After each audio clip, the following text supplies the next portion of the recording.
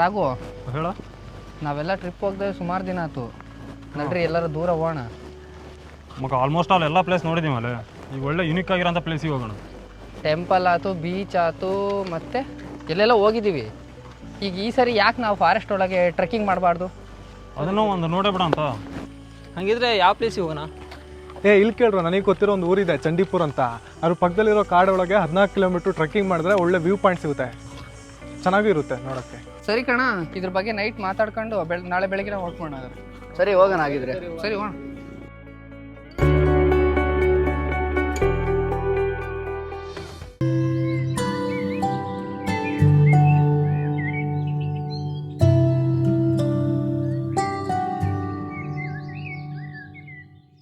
ಬೆಳಬೆಳಗಿನೇ ಹುಡುಗರು ಬೇಗನೆ ಎದ್ದು ಚಂಡೀಪುರಕ್ಕೆ ಟ್ರೆಕ್ಕಿಂಗ್ ಹೋಗಕ್ಕಂತ ಬೈಕನ್ನು ಎತ್ಕೊಂಡು ಟ್ರೆಕ್ಕಿಂಗನ್ನು ಶುರು ಮಾಡ್ತಾರೆ. ಚಂಡೀಪುರವನ್ನು ತಲುಪ್ತಾರೆ.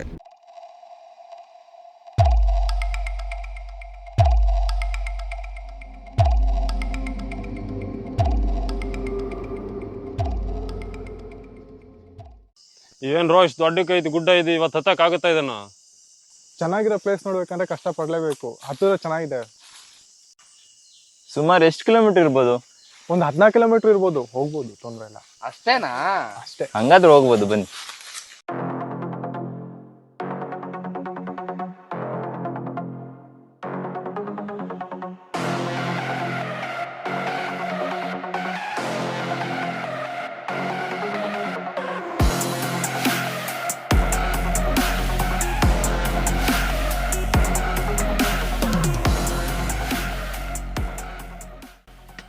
ಅದೆಷ್ಟು ಟ್ರಿಪ್ಪು ಅಂತ ಮಾಡ್ತಿರಲ್ಲ, ಮನೆ ಕೊಟ್ಟಿದ್ದ ದುಡ್ಡೆಲ್ಲ ಬರೀ ಇದಕ್ಕೆ ಅಂತಾನೆ ಖರ್ಚು ಮಾಡ್ತಿದ್ದೀನಿ. ಹುಡುಗಿಯರಿಗೆ ಖರ್ಚು ಮಾಡೋ ದುಡ್ಡನ್ನ ಟ್ರಿಪ್ಪಿಗೆ ಖರ್ಚು ಮಾಡೋ. ಟ್ರಿಪ್ ಪ್ಲಾನರು, ನೀ ಎಷ್ಟು ದೂರ ನಡ್ಬೇಕಲ್ಲ, ಬೆಳಗ್ಗೆಯಿಂದ ನಡೆದು ಸುಸ್ತಾಗೈತಿ. ಇನ್ನೊಂದು ಸ್ವಲ್ಪ ದೂರ ಅಷ್ಟೇ ಬಾರೋ, ಇನ್ನೇನು ಜಾಸ್ತಿ ದೂರ ಇಲ್ಲ, ಹೋಗ್ಬೋದು, ಬೇಗ ಬಾ.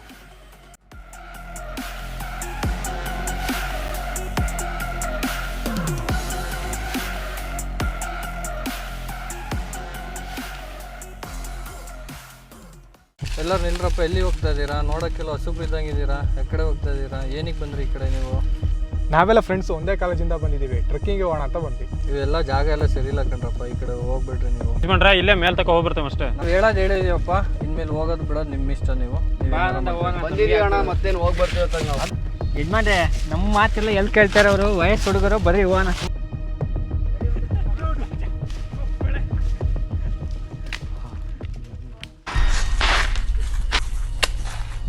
ಹಿಂದೆ ಏನೋ ಹೋದಂಗಾಯ್ತು ಕಣೋ.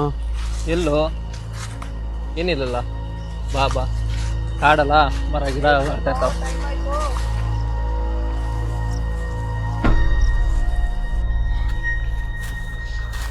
ಅಲ್ಲ ಸುಬಿ, ಯಾಕೆ ಗಾಬರಿ ಆಗ್ತೀನಿ ನೀನು? ಈಗಿನ ಕಾಲದಾಗ ನಂಬ್ತೀಯಲ್ಲ ಅದು ಇದು ಪದು ಅಂತ.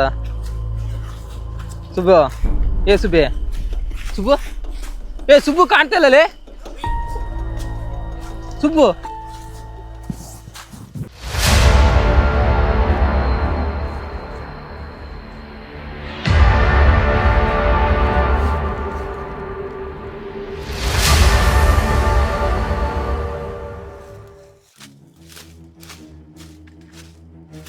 ಸುಬ್ಬು,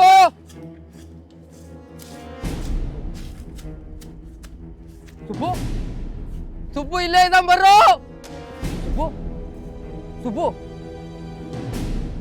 ಸುಬ್ಬು ಇಲ್ಲೇ ಇದ್ದ, ಬರ್ರೋ.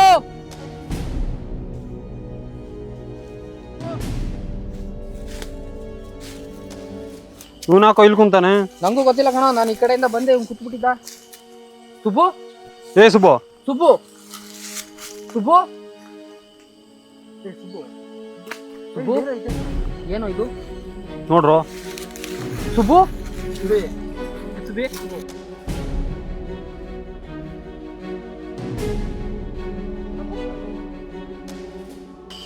ಇಲ್ಲಿ ಹೆಂಗ್ ಬಂದು? ಅಲ್ಲಿ ಬರ್ತಿದ್ದೆ, ಯಾರೋ ಕರ್ಕೊಂಬಂದು ಇಲ್ಲಿ ಬಿಟ್ಟಂಗಾಯ್ತು. ಅಲ್ಲಿ ಯಾರೋ ದೊಡ್ಡವ್ರು ಹೇಳ್ದಂಗೆ ಈ ದಾರಿಲಿ ಬರಬೇಡಿ ಅಂತ ಹೇಳಿದ್ರು ನಾವು ಬಂದಿದ್ದೀವಿ.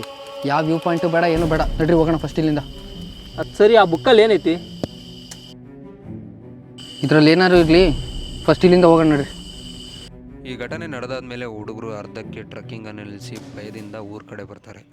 ಕಾಡಲ್ಲಿ ಸಿಕ್ಕಿರೋ ಬುಕ್ಕಲ್ಲಿ ಏನಿದೆ ಅಂತ ತಿಳ್ಕೊಳ್ಳೋಕೆ ಸ್ಟಾರ್ಟ್ ಮಾಡ್ತಾರೆ. ಆ ಬುಕ್ಕಲ್ಲಿರೋ ಘಟನೆನ ತಿಳ್ಕೊಂಡು ಶಾಕ್ ಆಗ್ತಾರೆ. ಈ ವಿಚಾರನ ಏನಾದರೂ ಮಾಡಿ ಊರಿನ ಜನಗಳಿಗೆ ಹೇಳಲೇಬೇಕು ಅಂತ ರಾತ್ರಿನೇ ಊರಿನ ಜನನೆಲ್ಲ ಸೇರಿಸಿ ಈ ಘಟನೆಯ ಬಗ್ಗೆ ಹೇಳ್ತಾರೆ. ಮರುದಿನ ಊರಿನ ಗೌಡ ಪಂಚಾಯಿತಿ ಸೇರಲೇಬೇಕು ಅಂತ ಆದೇಶವನ್ನು ನೀಡ್ತಾನೆ.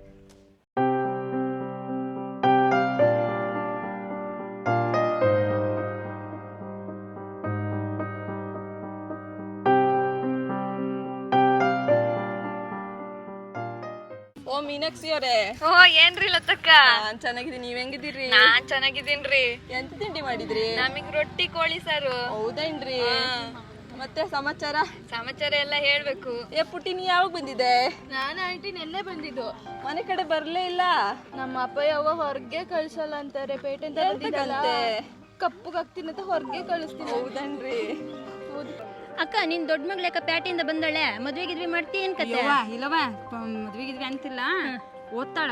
ಆ ದಿನ ಓದ್ಕೊಂಡ್ ಬಂತೆ. ಇದೈತಲ್ಲ ಸಣ್ಣದು, ತಲೆಗೆ ಎಂತ ಹತ್ತಲ್ಲ, ದಡ್ ಮುಕ್ಕಿದ್ದಂಗ ಐತಿ. ಇನ್ನೊಂದು ಅದಲ್ಲ, ಆಕಿ ಚೆನ್ನಾಗ್ ಓದ್ತಾಳೆ. ಇಕ್ಕಿದ್ರೆ ಎಂತೆಂತ ಓದಲ್ಲ ಎಂತಿಲ್ಲ. ಚೆನ್ನಾಗ್ ಓದಿಸ್ತೇನವ, ಓದ ತನಕ ಓದ್ಲಿ, ಆಮೇಲೆ ಮದ್ವೆ.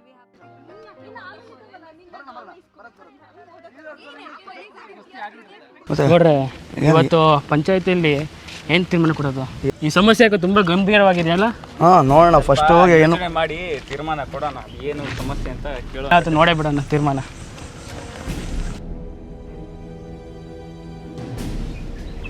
ಕೂತ್ಕೊಳ್ಳಿ.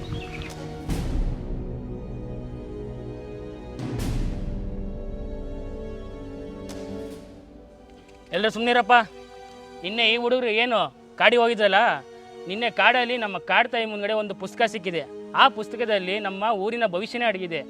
ನಾವು ಮಾಡೋ ಅನಾಚಾರದಿಂದ ಕಾಡು ನಾಶ ಆಗ್ತಾಯಿದೆ. ಕಾಡು ನಾಶ ಆಗ್ತಾ ಇರೋದ್ರಿಂದ ನಮ್ಮ ಮುಂದಿನ ಭವಿಷ್ಯ ತುಂಬಾ ಹಾಳಾಗ್ತಾ ಬರ್ತಾಯಿದೆ. ಅದರಿಂದ ರೋಗ ರುಜಿನಗಳೆಲ್ಲ ನಮ್ಮ ಊರಿಗೆ ಬರ್ತಾನೇ ಇದೆ. ಕಾಡು ಹಾಳು ಮಾಡ್ತಾದ್ರಿಂದ ತಾಯಿ ಸೇಟ್ ತಿಸ್ಕೊತಿದ್ದಾಳೆ. ಅದರಿಂದ ಊರಲ್ಲಿ ಕಾಯಿಲೆಗಳು ಬಂದು ಒಬ್ಬೊಬ್ಬರೇ ಸಾಯ್ತಿದ್ದಾರೆ. ಅದಕ್ಕೆ ನಾವು ಇಲ್ಲಿ ಪರಿಹಾರ ಹುಡ್ಕಕ್ಕಂತ ಸೇರಿದ್ದೀವಿ. ಗೌಡ್ರೆ, ನಮ್ಮೂರಲ್ಲಿ ಜಾತ್ರೆ ಮಾಡಿ ತುಂಬಾ ದಿವಸ ಆಯ್ತು. ಜಾತ್ರೆ ಮಾಡಿ ದೇವಿ ಶಾಂತಿ ಮಾಡೋಣ. ಜಾತ್ರೆ ಮಾಡೋದ್ರಿಂದ ಪರಿಹಾರ ಸಿಗತ್ತಾ ಹೇಳಿ? ನಾವು ನಮ್ಮ ಸಂತತಿ ಬೆಳೆಸ್ಬೇಕು ಅಂತ ಕಾಡು ನಾಶ ಮಾಡ್ತಿದ್ದೀವಿ. ನಾವು ಕಾಡನ್ನು ಬೆಳೆಸ್ಬೇಕು, ಕಾಡನ್ನು ಉಳಿಸ್ಬೇಕು. ಸರಿ, ಅದಕ್ಕೆ ಇವಾಗ ಏನ್ ಮಾಡ್ಬೇಕು ಅಂತೀರಾ?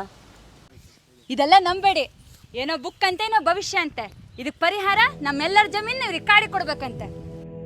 ನೋಡವ್ವ, ನಿನ್ ಜಮೀನ್ ಯಾರು ಕೇಳಾಕತ್ತಾರೆ? ಇರೋ ಕಾಡ್ನ ಉಳಿಸ್ಕೊಂಡ್ ಹೋಗ್ರಿ ಅಂತ ಹೇಳಾಕತ್ತೀವಿ, ಆಯ್ತಾ? ಸರಿ ಗೌಡ್ರೆ, ಕೊನೆದಾಗ ಒಂದು ತೀರ್ಮಾನ ಹೇಳ್ರಿ. ಇನ್ಮೇಲಿಂದ ಒಂದೊಂದು ಮಗು ಹುಡ್ತಾಗಲೂ ಕೂಡ 5 ಗಿಡ ನೆಡಬೇಕು. ಇನ್ಮೇಲಿಂದ ಒಂದೊಂದು ಮಗು ಹುಡ್ತಾ ಇದ್ದಾಗಲೂ ಕೂಡ ಒಂದೊಂದು ಗಿಡ ನೆಡಬೇಕು, ಆಯ್ತಾ? ಸರಿ ಗೌಡ್ರೆ, ಅಷ್ಟೊಂದು ಗಿಡ ಎಲ್ಲಿ ಅಂತ ನೆಡೋದು? ಜಾಗ ಇಲ್ಲ ಅಂತೆಲ್ಲ ಹೇಳಂಗಿಲ್ಲ. ಎಲ್ಲರೂ ಗಿಡ ನಡ್ಬೇಕು. ಒಂದ ತೋಟದಲ್ಲಿ ನಡಿ, ಇಲ್ಲ ಕಾಡಲ್ಲಿ ನಡಿ, ಇಲ್ಲ ರಸ್ತೆ ಬದಿಗೆ ನಡಿ, ಒಟ್ರಲ್ಲಿ ಗಿಡ ನೆಡಬೇಕು ಅಷ್ಟೇ. ಇದೇ ನಾವು ಕೊಡ್ತಿರೋ ತೀರ್ಪು.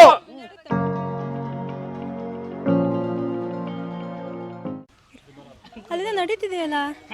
ಸಿಕ್ಕರು ಸಿಗ್ಬೋದು, ಕೇಳ್ಕೊಬರೋಣ ಬನ್ನಿ. ಬನ್ನಿ. ನಮಸ್ಕಾರ ಗೌಡ್ರೆ. ಯಾರವ ನೀನು? ಎಲ್ಲಿಂದ ಬಂದ್ಯಾ? ನಾವು ನ್ಯೂಸ್ ರಿಪೋರ್ಟರ್ಸ್. ನಿಮ್ಮೂರಲ್ಲಿ ಏನಾಗ್ತಿದೆ ಅನ್ನೋದನ್ನ ಹೇಳ್ತೀರಾ? ಈ ಪಂಚಾಯತಿಲಿ ನಾವೇನು ತೀರ್ಮಾನ ತಗೊಂಡಿದ್ದೀವಿ ಅಂದರೆ,